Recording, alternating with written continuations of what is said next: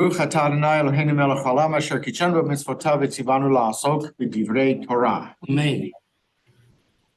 This has absolutely nothing to do with art. It has to do with the bracha you just said. I was in a class a couple of days ago. He waited to the very end to say the bracha. Forgot at the beginning? I don't know. Supposed to say it first, right? Well, yeah. That's what I thought. Okay. So I've got a broader question that you can. 30 8 seconds. weeks till I can. How can we say how multi-level? Boring. I don't say anything. Okay, right? Not for me, because I'm not a linguist, Oh. nor a Hebraist. This is his. So what I thought we would do today, if it's okay with everyone, is to start with chapter 19 of Bereshit. That's the story of Sodom and Gomorrah after the three, I don't know if they're man, they're angels, whatever, they visit Abraham, and two of them move on to Sodom. And I thought, well, that story has some interesting features in it, and I don't know how often or you all have really discussed that story and what happens at the end. So I thought that would be worthwhile to look at. So if that's okay, we'll start on 19 of Bereshit. And in this book, it's page 104 in the Eitz Chaim.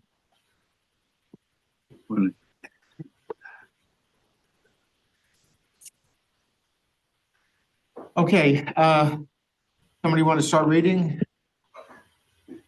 Go ahead. The two angels arrived in Sodom, and in the evening, as Lot was sitting in the gate of Sodom. Okay, so first of all, remember the three angels that visit Abraham. There are two angels here. What happened to one of the angels? Died and went to heaven. The angel died and went to heaven. It's my theologian. What did you smoke today? Yeah, we just got started. So the other thing is, Lot, you remember, is Abraham's nephew, right? Yeah, he fulfilled his mission back to Abraham, so he's. Okay, so maybe he did his thing and he went back to dispatch. Yeah. All right, go He ahead. went to the back of the taxi line for his next assignment. Right. Go ahead. Oh, Yeah. when Lot saw them, he rose to greet them, and bowing low with his face to the ground, he said, "Please, my lords, turn aside to your servant's house to spend the night and bathe your feet. Then you may be on your way early." But they said, "No, we will spend the night in the square." But he urged them strongly, so they turned his way and entered his house. He prepared a feast for them and baked unleavened bread, and they ate. Everything. Very interesting. So why did they have to have the line to bathe your feet Right. where it is when they could have used that line while he's preparing the feast for them? Right. And that's part of, right, being a host, right? So why did add it extra? And I think that's a good question.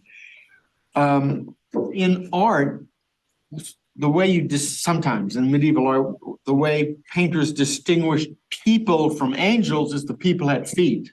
And the angels didn't, the angels were kind of hovering about the ground.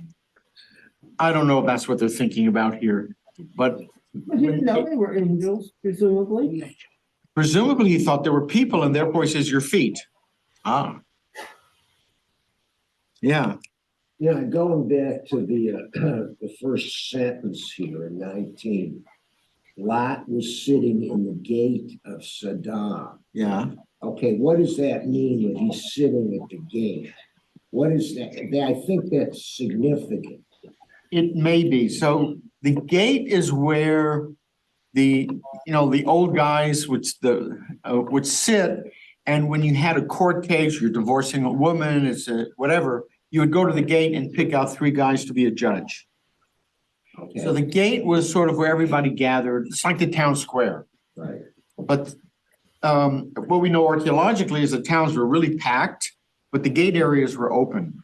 Right, well, but, okay, but the gate, does the gate imply that this was a walled city? Yeah, Okay, so that's a nice contrast with Abraham. right. When he meets the angel, you know, it's like that foreshadowing. Abraham is in a tent. Right. When the 3 angels come. Okay, the 3 men, and it's an open tent, and he rushes out and he offers them hospitality. Right. Here we have a gated city, so that's, you know, it's telling you right there that this is a problem. Right. And it could be, if you want to give Lot some credit, that he's sitting out at the gate waiting for strangers to come in. That's what I was gonna say. Go ahead.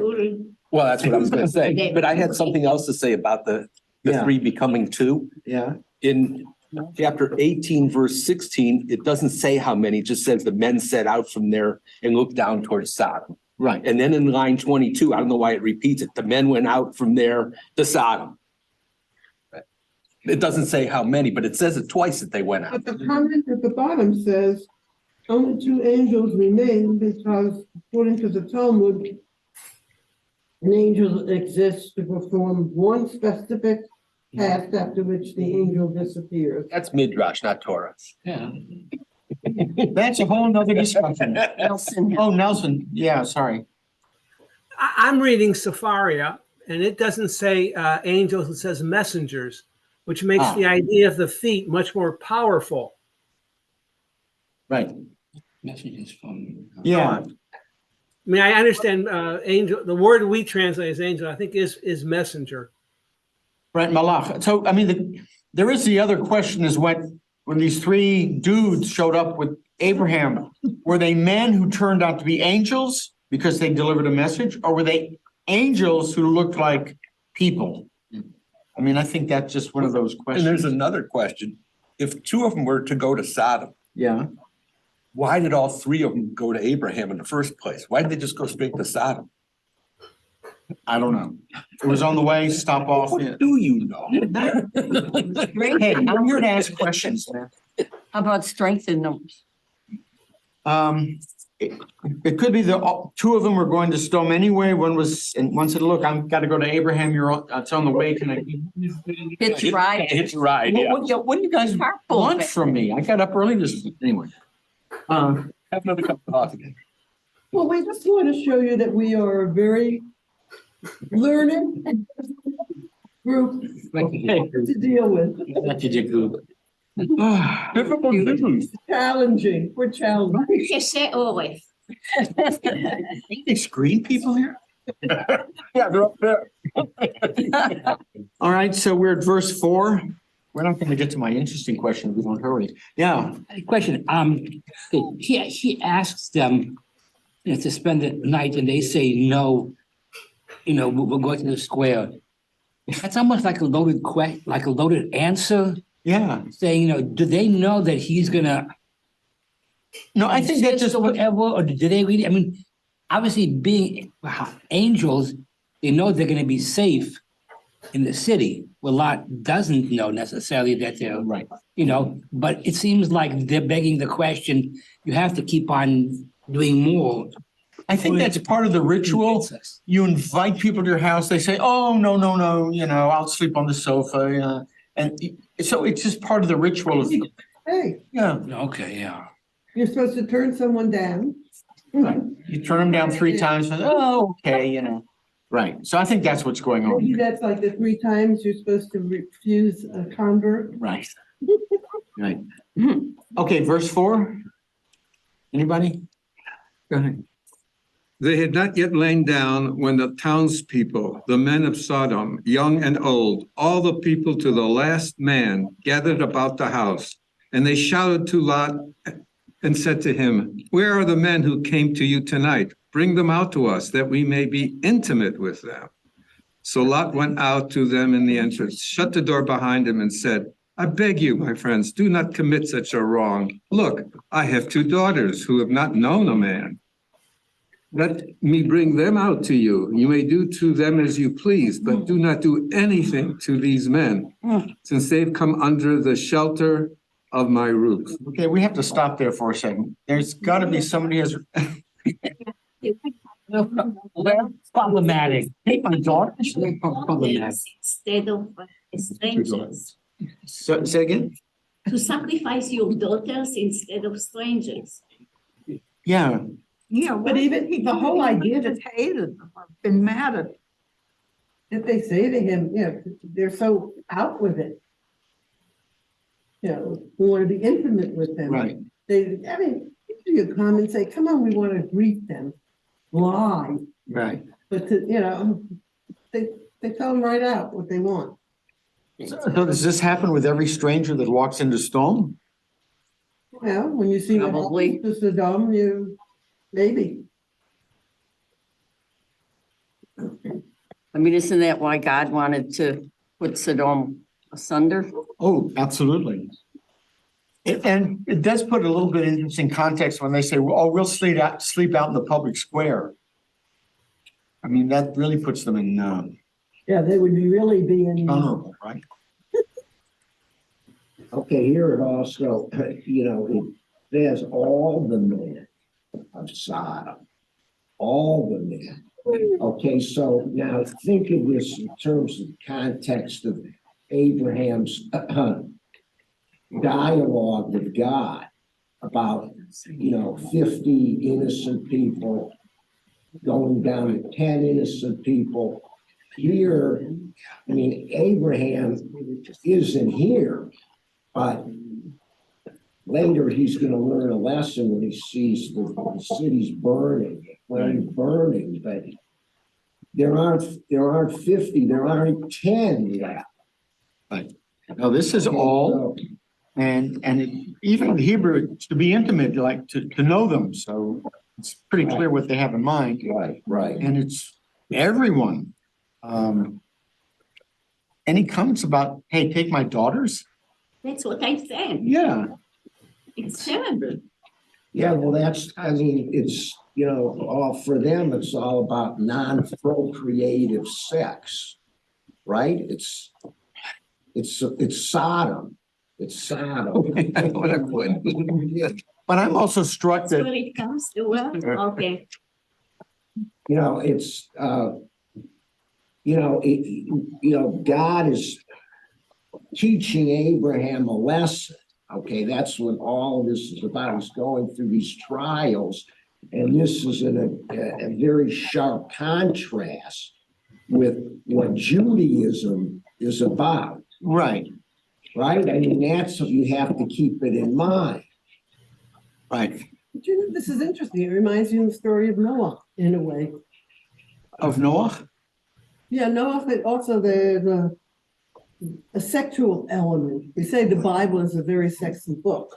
Right.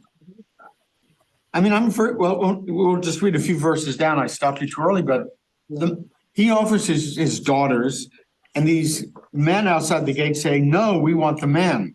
Right. Right? Now, what is that all about? Yeah, what is, Well, how explicit do you? It's the love. I mean, I don't know. It's pretty obvious. It's clear what's being set up here, right? Don't sleep outside, sleep in my house. I'll even sacrifice my daughters. The Sodomites aren't even interested in that. So it's really setting up who these Sodomites are. Right. It's telling us who they are. They really are wicked, that they're evil, that they're. So we're not feeling so bad later on when, yeah, okay. So where did we stop? Was at 8, right? I don't know, Nelson, Yeah. did you leave your? Oh, I'm sorry. No, I have some more comments, but, Go. well, Lot says, I gave them the protection of my roof. Didn't he give the protection of his roof to his daughters from their birth? Yeah. But also, I think the daughters, since they live there, they've wandered around, I don't know, unprotected, but whatever the townsfolk knew them, they wanted something fresh. Okay. Fresh meat. Or they wanted something male. Or something male. Yeah, I think that's what the story is, but that's my interpretation. Right? Well, the reality is that the male part they wanted, women have too. Okay, fair enough. Is it possible we're misinterpreting the word? Because the Hebrew word is to know. Right. Could we possibly be misinterpreting it? They really just wanted to get to know these guys? Take him out for a beer. Yeah. Then you would have Makir or something like that. It's the twin, that's why they were destroyed. Right. I know, but I'm trying to, Defend them. yes, I'm trying to come up with another interpretation. That's really what. Using the verb yada, to know. Yeah, Yeah. yeah, that is sexual always. Yeah. Is it always sexual? Yeah. Okay, all Well, right. used in this It's sense. Torah, yeah. Or bi. Or it's always sexual. Okay.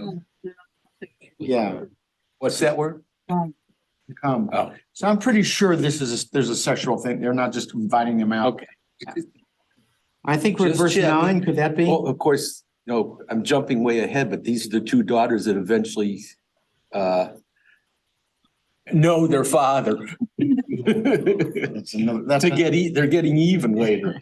In some ways, it's a way of putting down Moab and Ammon to suggest that that's their origin, right? Well, this may be another, what do you call it, subtext, right?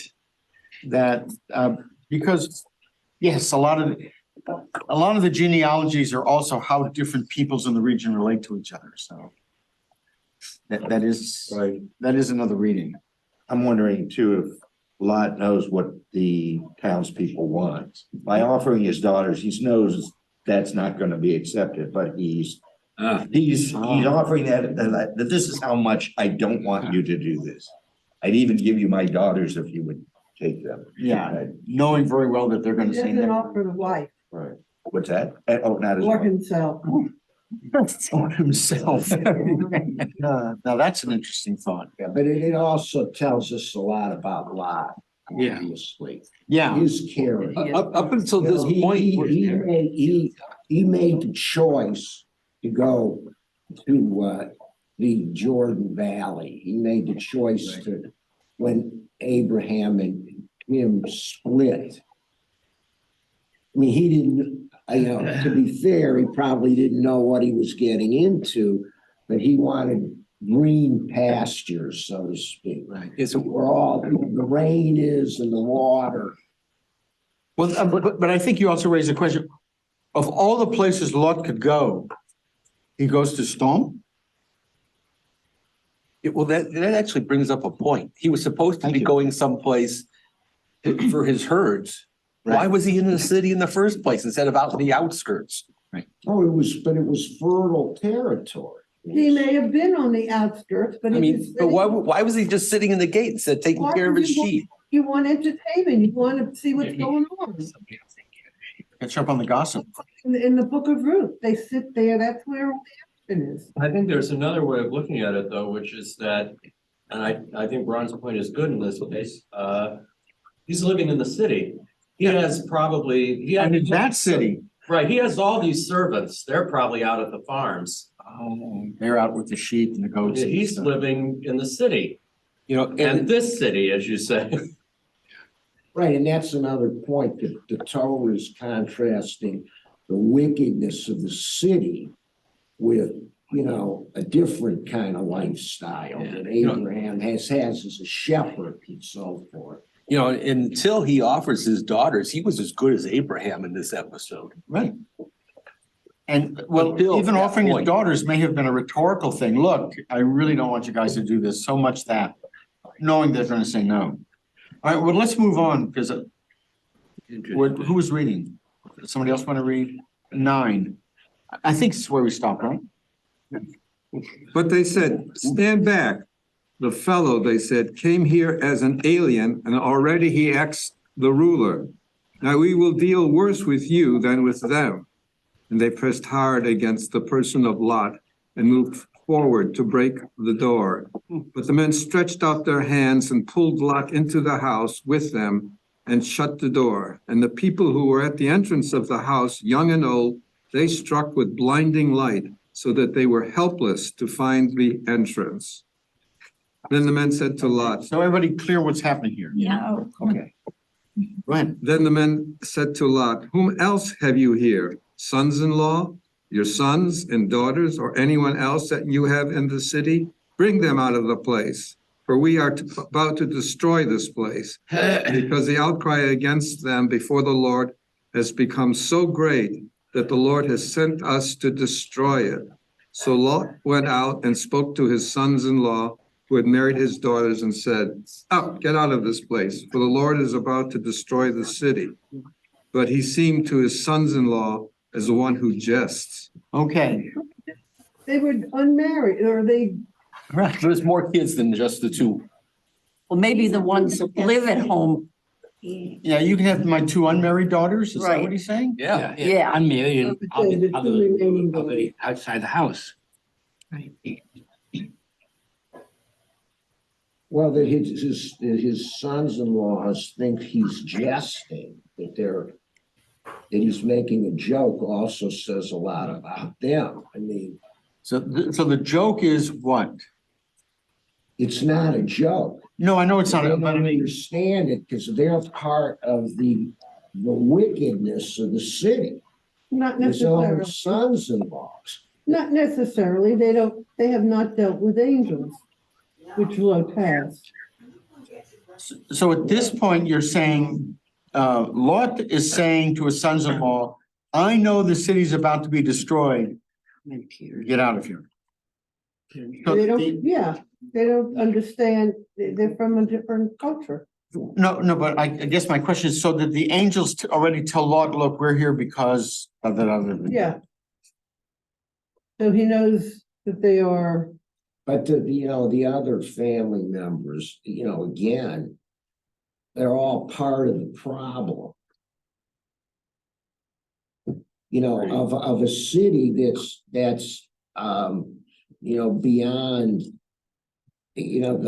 what is the word there? Beyond the pale. Beyond Not beyond the pale, they're hopeless, they're Yeah. all wicked.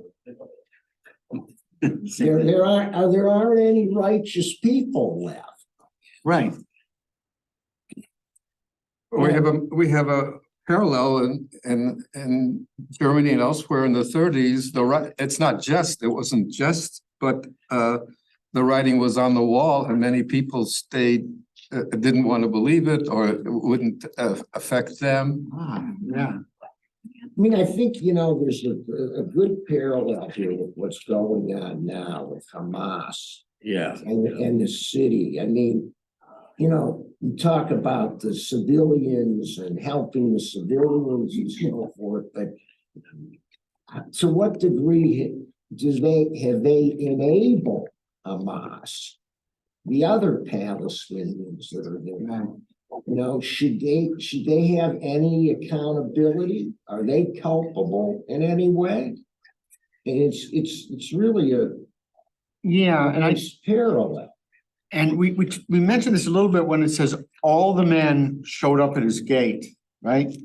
That may be telling us it's not like there's this bad gang, or a couple of bad apples, that the entire city was rotten, so to speak.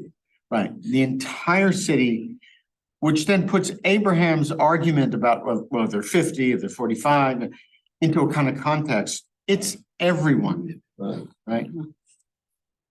Because Abraham had been worried about the innocent being punished along with the guilty. Right. But, and Lot, of course, is his son-in-law. So he was concerned about the innocent, not about punishing the guilty. Right. But it's clear here that there really aren't any innocent. And we know that now because we just read it. Lot probably knows it, but the son-in-laws, they don't see the seriousness. Right? I mean, it sets up an interesting kind of Right. social situation, right? So My are the grandchildren mentioned it son-in-laws, was interesting. the people who, are accepting that something terrible is going on without necessarily participating in it, and therefore, I mean, you can understand their fear if they have fear, but you can't understand why they stand idly by. Right. Oh, no, that's a good point. Are they the bystanders? Right? Is that what you're saying? Yeah.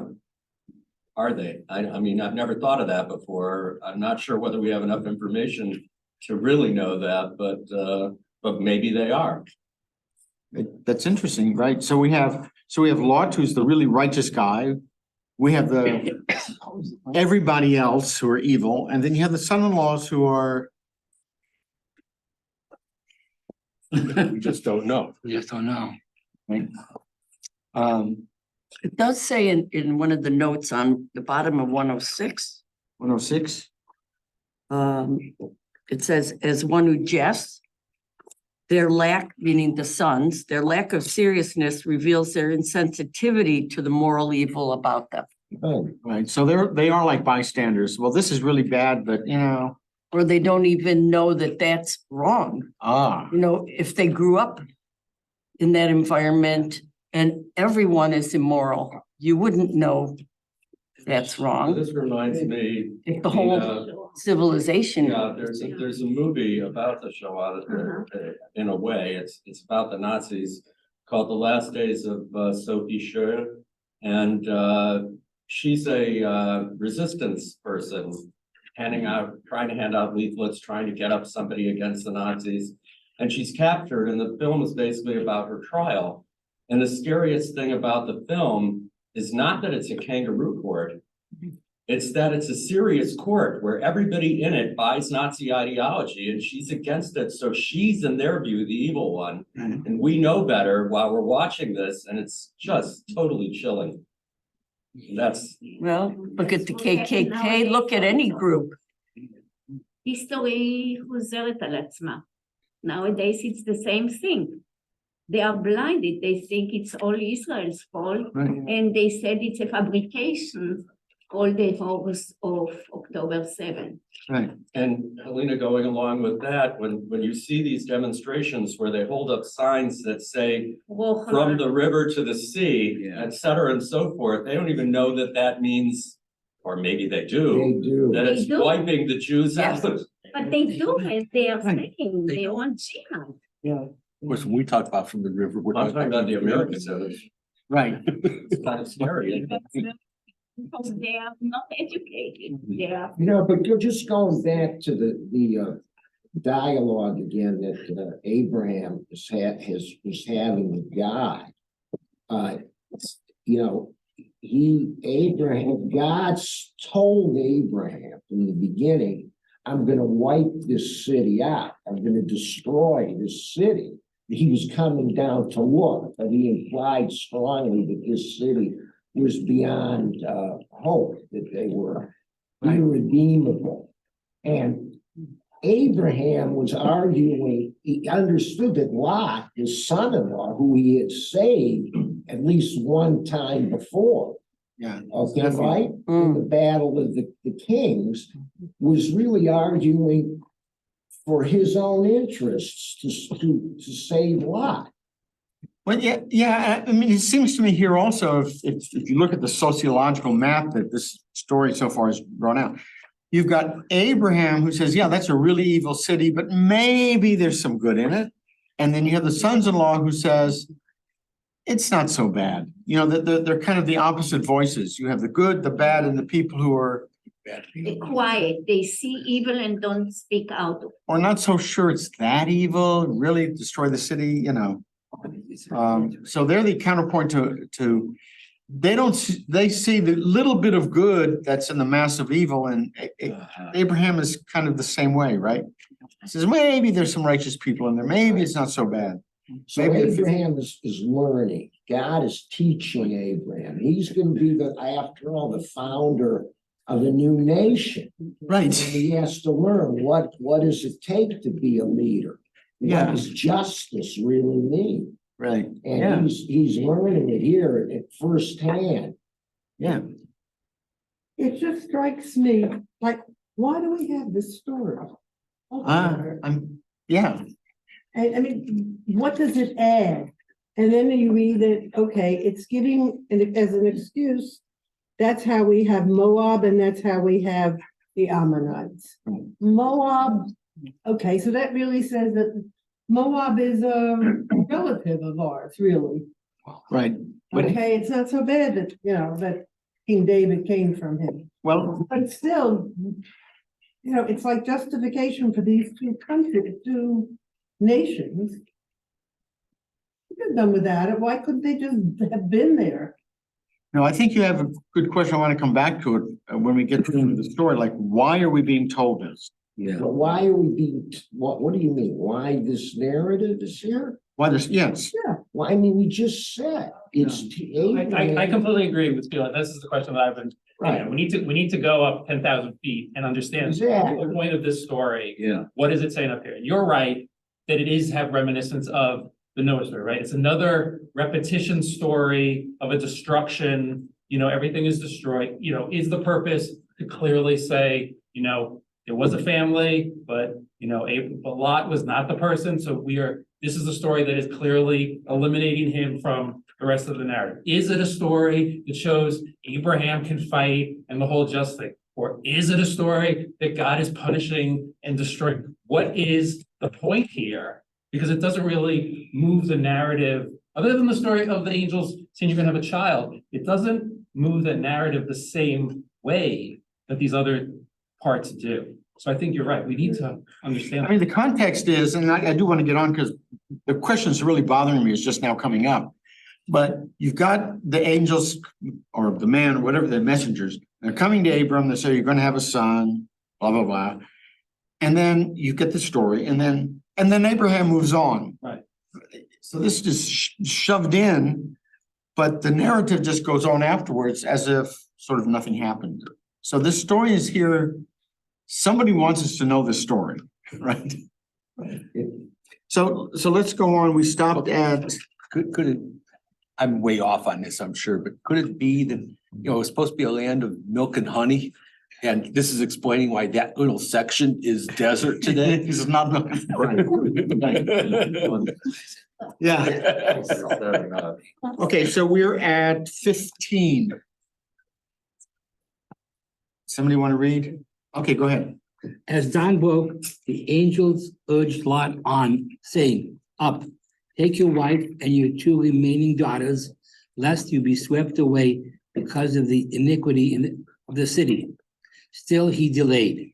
So the man seized his hand and the hands of his wife and his two daughters, and the Lord's mercy on him, and brought him out and left him outside the city. When they had brought them outside, one said, "Flee for your life. Do not look behind you, nor stop anywhere in the plain. Flee to the hills, lest you be swept away." But Lot said to them, "Oh no, my lord, you have been so gracious to your servant, and have already shown me so much kindness in order to save my life. But I cannot flee to the hills, lest the disaster overtake me and I die." All right, let's stop there for a second. There's a bunch of other stuff going on here, right? So first of all, he's supposed to take his two daughters with him, the two unmarried daughters. And the other daughters and sons-in-law? Gone. Are they too much part of Stone? Evidently. Yeah. Mhm. They've kind of bought into the system and, They were either a part of it or at least indifferent, or what? or indifferent. The son. Therefore, a part of it. And therefore part of it in a different way. Right. Yeah. Okay, a part of it, when they said that in the line before, that they thought he was jesting, okay? We got the comment about the morality. I was wondering, if somebody comes to you and says, "Oh, these people said God's gonna destroy our homeland. You have to get out." I mean, if somebody came nowadays and said, you know, there's gonna be an earthquake in Cleveland in 5 minutes, you know, Right. it's not something you would believe normally. Right. So they didn't have, where Lot maybe somehow got the hint that maybe there were angels, or if somebody comes to you directly, I mean, he was delaying also. So he wasn't too keen on realizing these people, you know, were saying the truth. It's kind of like, whom do you believe and to what sense? They didn't believe Lot. Well, Lot didn't believe him either, but once they grabbed him, then maybe he realized his seriousness. So even Lot is not, yeah, and you're right, because we do very often have people preaching the end of the earth, you know, the end of the United States, the end of democracy, the end of this, the end of that. What are we going to do? We have to fight. We have to flee. I mean, we hear that. I mean, I grew up in South Texas. You know, every now and then apocalypse was coming and everybody was running for the hills in their pickup trucks, gun racks. I've been there. Been there, done this. Yeah, I mean, I didn't run to the hills, and yeah, but you know, so Lot said, well, really? I think Larry's point though is a good one, and Debbie just said to me, it's not that different than somebody saying, go to the south of Gaza right now. Right. And some do, and others say there are reasons why they can't. Right. Yeah, it's good. Yeah. So, Opposite side of the country. yeah. But anyway, I think this little part of this makes it really complex, because even Lot is, you know, who are these guys? And does he recognize them as angels, or as messengers? Or are they just, He may have heard from Abraham, or that, like, that when Isaac was born, he may have heard the story. But I mean, you know, look, he was just accosted by all the men of Sodom who wanted the men. I mean, how do you not know? How can you not be aware of the circumstances? Yeah. The wickedness of this city. How could he resist? all right, so yeah. Also, in the reading, the angels tell him to go to the hills and he'll be safe. He says, I cannot flee, let the disaster overtake me. But then they just say, go to the hills and you'll be safe. And he says, what, I'm too slow? I'm not quite sure what he's saying to them. Yeah, I don't know why he would. It's a think little he'd be safe in the confusing. City. I mean, Yeah. from the dock. Yeah, no, I can understand its negligence, yeah. All right, so now we're getting to my question, so let's read a little bit. Yeah, I have a big one. So we're at 18, 20. Oh, wait, no, we're not quite to my question yet, but, so we're at verse 20? 15. 20. Yeah. 20. Somebody want to read? I'll continue. Okay. Look, that town that is near enough to flee to. It is such a little place. Let me flee there. It is such a little place, and let my life be safe. He replied, very well, I will grant you this favor too, and I will not annihilate the town of which you have spoken. Hurry, flee there, for I cannot do anything until you arrive there. Hence, the town came to be called Zoar. Okay. So did Lot save Zoar by saying By that? being there. So instead of being Sodom and Gomorrah, it would have been Sodom, Gomorrah, and Zoar. Zoar, yeah, been Tri-Cities. Right. Okay, let's keep going. And why is the angel saying, I will grant you this favor, I will not annihilate, when it's God is doing the annihilating, supposedly? There's a lot of issues in all of Genesis between what God says and what angels say. And remember, Lot refers to the angels as Adonai. But that's common in that time. Yeah, Any person was called Adonai. Adonai. So it's a little bit confusing as to, Adonai is either God lowered she. Or my lord, Or Lord, lower L. Lord, right. my lord, like in, yeah. Yeah, like old English. Yeah, yeah. All right, go ahead. As the sun rose upon the earth and Lot entered Zoar, the Lord rained upon Sodom and Gomorrah sulfurous fire from the Lord out of heaven. He annihilated those cities and the entire plain and all the inhabitants of the cities and the vegetation of the ground. Lot's wife looked back, and she thereupon turned into a pillar of salt. Okay, here's my question. What did she do wrong? She basically didn't trust the angel. In other words. She didn't, she's She didn't fleeing. want me to look back. They told It him. says here in the comment that she lingered. Back. One commentary is that she had children remaining.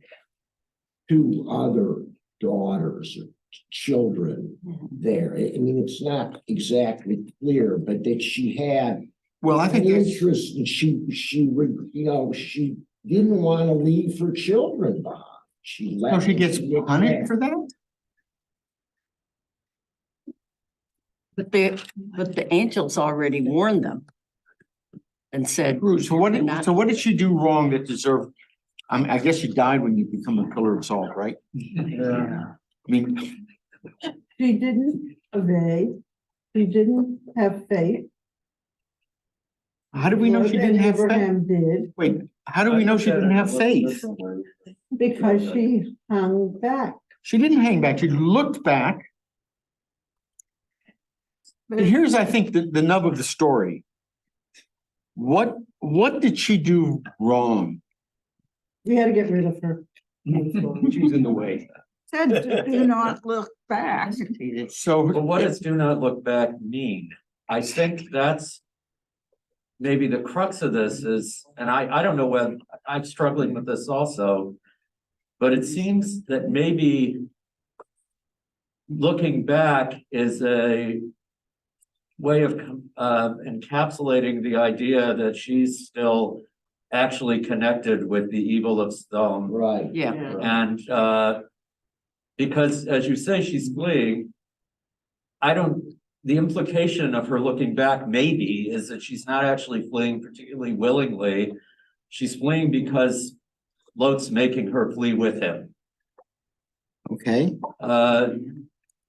And the act of looking back is an act of connecting herself with what was, and therefore she's part of the destruction, maybe. I don't know. No, Can't but make anything else out I of it. think that's one reasonable explanation. She's looking back because she still feels the connection. I was gonna say, does anybody remember the TV show, The Rifleman? Vaguely, yeah. Yeah, where the father says to the son, "Don't look back," and the son says, "I'm not looking back, I'm remembering back." Okay, I don't know if that's appropriate here or not. well, But you're saying that, Ron, that makes I her. don't want tragic to figure. go back, but I do want to remember it.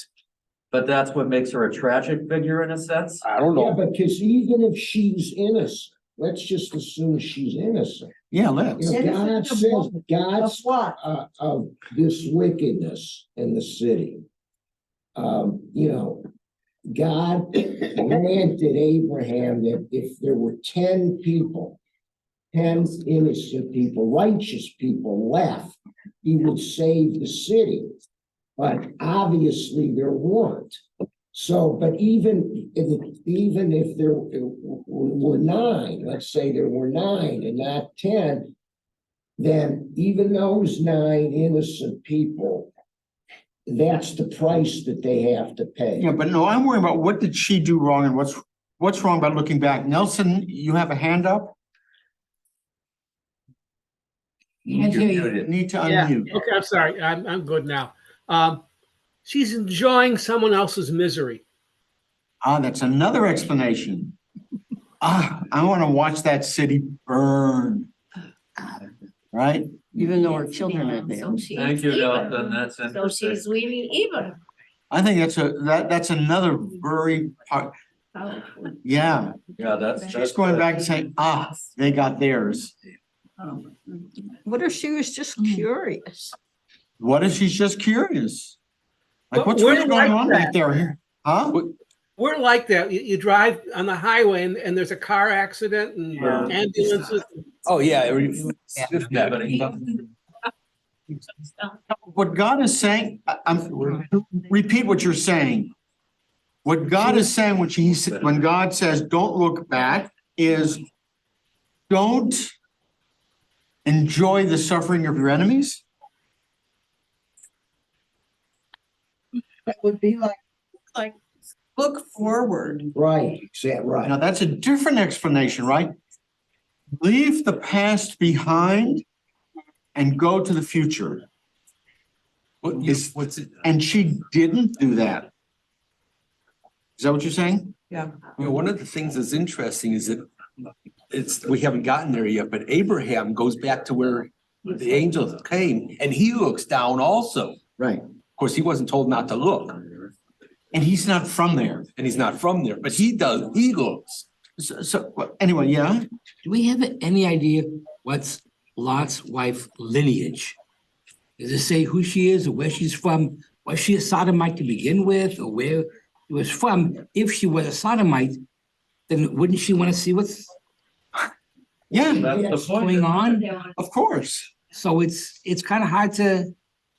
Plus, if somebody says it's going to be destroyed, how's he going to do that? It's not every day you see sulfur coming down from the. So it's something. It's a curiosity also. All right, so we at least have three explanations on the table. She simply disobeyed God. She looked back because she wanted to watch the city get destroyed. Or she looked back because it was her hometown. She has people there, Sure. She had Maybe daughters family. and son-in-laws. She has two daughters. So again, I have to ask, when she got turned into a pillar of salt, like what was her last thought, I'd go well with French fries. Yeah. You're such an So here's the real threat or whatever it's worth. It's a pillar of salt. And it occurs to me that tears are salty. So maybe if we're gonna look at it in a sort of a literary sense, and I say it's a real stretch, that this is part of the struggle of what happens when there is a destruction. Maybe, not even maybe, Sodom deserved to be destroyed. But that didn't mean that somebody wasn't literally hurt. Right. And we sit here and watch this war unfold in Gaza. And it seems clear that after the massacre, the idea that you can just mow the grass one more time doesn't seem tenable. And yet, not everybody goes south. And even if everybody went south, it's not as if some bombs aren't hitting targets south. Right. It's war. There are unfortunate casualties. Of all the surrounding countries, nobody wants to let them in. They don't want them. Yeah, I mean, if you look at it from Sisi's point of view, it's pretty obvious why he doesn't want them on more than one level. Not the least of which is that to the extent they're Hamasniks, they're the Muslim Brotherhood that he overthrew. Right. So, right. But coming back here to Mrs. Lot. Yeah. Yeah, Right. we don't have a name.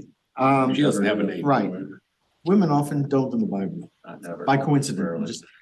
Anyway. It's because it was written by men. No.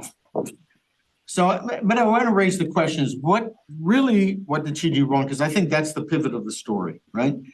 At the end, was it disobedience of God? Was it enjoyment of evil? Was it identifying with a city that was really evil? Should Lot have been saved? And we learn in the next couple of verses, Lot was saved for the sake of Abraham. Right? So thus it was that when God destroyed the cities of the plain and annihilated the cities where Lot dwelt, God was mindful of Abraham and removed Lot from the midst of the upheaval. And Abraham didn't know. what happened to Lot. If you look at 27, next morning Abraham hurried to the place where he stood before the Lord, and looking down towards Sodom and Gomorrah and all the land of the plain, he saw the smoke of the land rising like the smoke of a kiln. Right. But he didn't know what happened to Lot. Lot in there? Right. And we never see the two of them together again, and the implication of the rest of the story is that Lot's on the other side of the river. Right, and he goes off his own way, and that's the end of him. And he's the father of these two countries, Moab and Edom, right? Yeah. And he's saved only because of Abraham. So see, I think this is really where the turning point is, that what do we learn from what happened to Mrs. Lot? Right? But I think a more interesting question is, what is Abraham thinking at this point? Right. What is, I mean, after all the dialogue with God, and, he's going through all these trials and he's protesting, and he sees firsthand what the discussion was about. Uh-huh. I mean, he's learning it firsthand. I think it's a brilliant narrative, the way it's placed. It is so deep, it has so much meaning. And so the question is, at this point, he's got one more trial left, right? Right. One more trial, the biggest of all. But what is he thinking right now? And how is this incident going to affect his thinking? Because where before he was so bold with God, protesting and arguing, so forth, when God says, take your son, the son you love, he doesn't say anything. He obeys 100% in silence. Well, I think there's another whole question there, whether you should have done that. But right here, as we're reading this narrative and we're talking about Abraham and Lot, and then the story pops in, what are we supposed to think? Right. But God does save some people. In other words, he may be destructive, but he's still, he will save someone because of someone else. Right. He does Abraham a favor. He does. But he's also, Again, I want you to think of Lot's wife. What did she do wrong? Go ahead. according to the comments at the bottom, they were either that she was evil, or it says his Rambam said it was, she had the children there, which is what we had said before. Right. In other words, it's how you interpret it. The Orthodox are going to say she disobeyed because that's their line. But Rambam says, yeah, she disobeyed, but there was a reason. Yeah. She had children there. What do What do you expect of them all? she wanted to see, hey, are they really gone? Right. So if you didn't read about the carpet bombing of Dresden, and you had a woman who was fleeing from Dresden, and she turned around to look and got, in this case, turned into a pillar of fire, would you call that, would you call the movie The Pillar of Salt? Right. I mean, We have that today. People who don't, they have to go check. They don't believe you, they get out of here, don't look, you don't have time to look back. Yeah. I'm gonna say something. We just have like 2 minutes Yeah, left. two things. One, does Abraham in the narrative following ever find out that Lot was okay? We never hear. He doesn't know. I don't think, look, Okay, plus nowadays, even in our prayers, we still ask for favors in the merit of Abraham, Isaac, and Jacob. So here, Abraham, because he was arguing with God, and because he still believes in God and does what he says, even though he doesn't know that Lot was saved. I'm thinking, if word never gets to him, he may think Lot's out of the picture.